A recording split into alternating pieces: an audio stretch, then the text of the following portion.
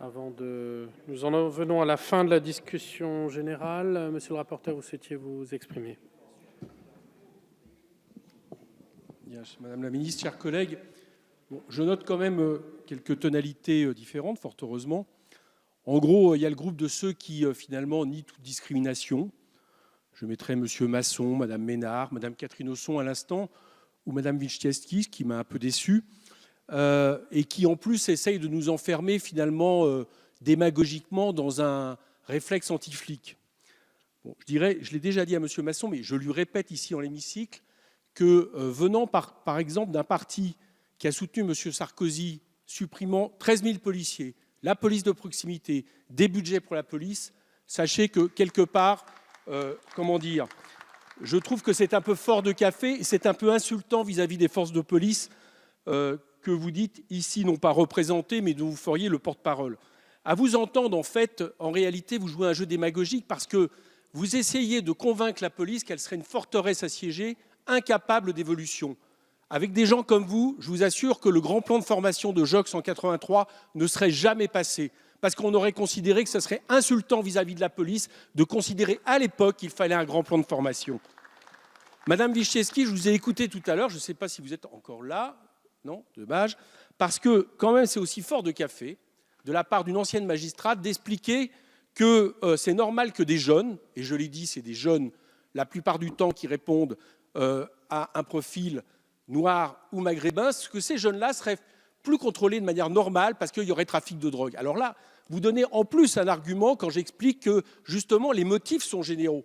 Parce que si on pense que parce qu'on est jeune, noir et maghrébin, alors que 95%, quoi que dise Mme Ménard dans ses affabulations, sont sans résultat, eh bien ça serait justifié par le trafic de drogue.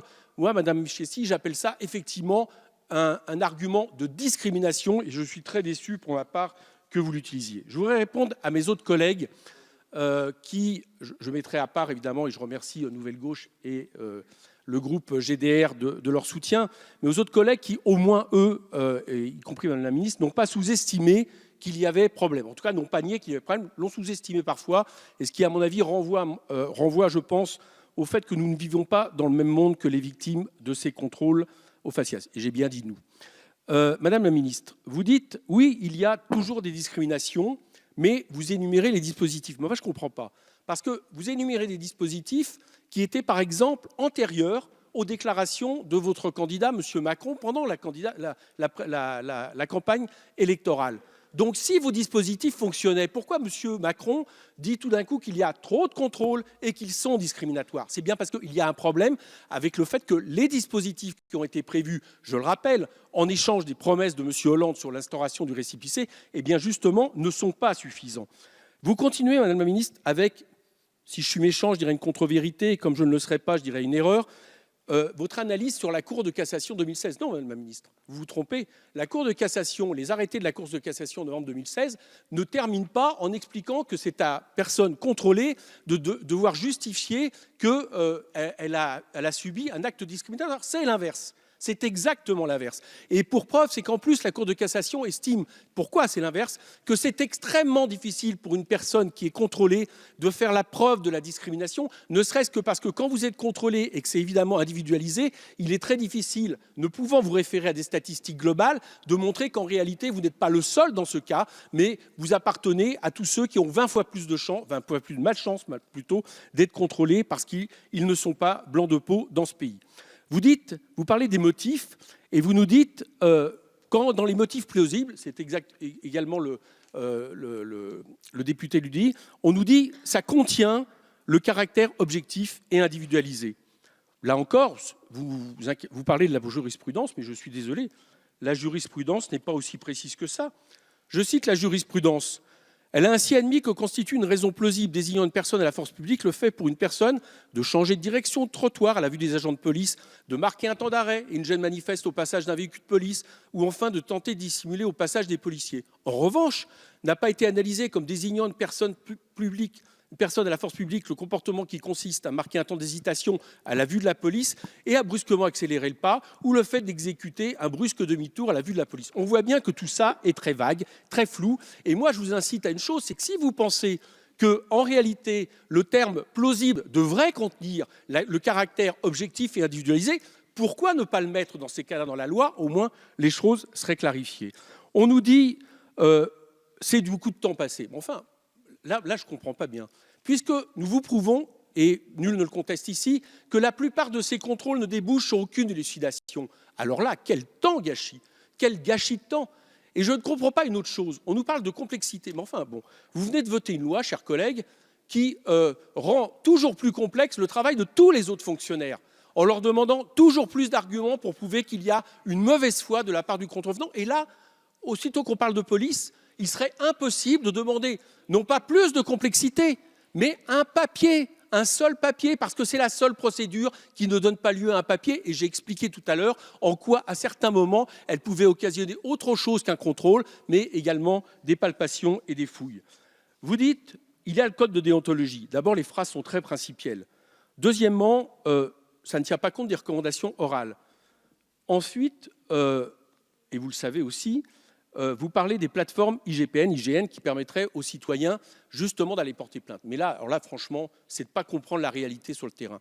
Parce que quand il y a effectivement des violences extrêmes, les affaires viennent devant l'actualité et là, très souvent, elles débouchent sur des procès. Mais la plupart du temps, les jeunes qui sont humiliés, tout à l'heure, il y avait un jeune qui s'appelle Mamadou qui était ici, d'accord? Là, il va y avoir il sort à un moment donné de la gare du Nord, madame, avec sa classe, vous comprenez, des enseignants, un groupe. Il se fait contrôler à la sortie de la gare du Nord. Il se fait palper, fouiller, on le tutoie. Et là, d'habitude, il est contrôlé, mais il ne dit rien, parce que c'est une habitude pour lui. C'est un jeune d'Épinay, il est lycéen.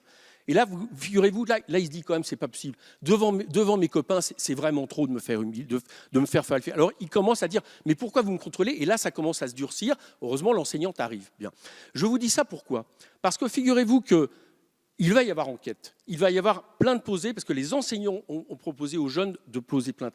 Mais s'il s'était s'agit seulement de ces jeunes, jamais ils n'auraient posé plainte.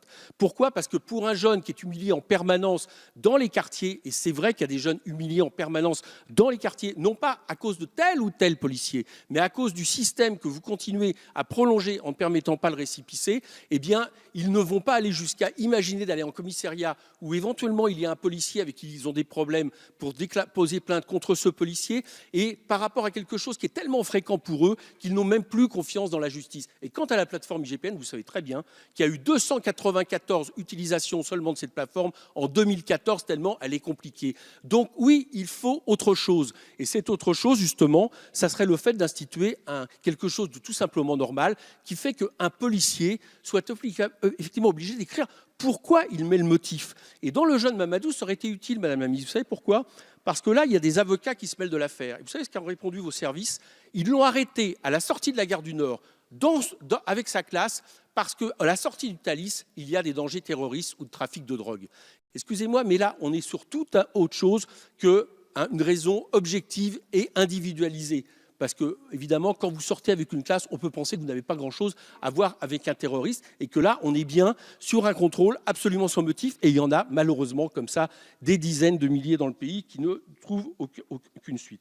Donc moi, ce que je vous dis, c'est qu'il y a bien un problème. Vous me répondez tablette et caméra. Alors d'abord, excusez-moi, mais si j'ai bien compris un de vos arguments, le papier n'est pas moderne. Alors moi, j'en tombe à la renverse. Si c'est ça l'argument, pour expliquer qu'on ne met pas en place quelque chose de simple, le papier n'est pas moderne, mais à ce moment-là, supprimons toutes les contraventions, supprimons tous les PV.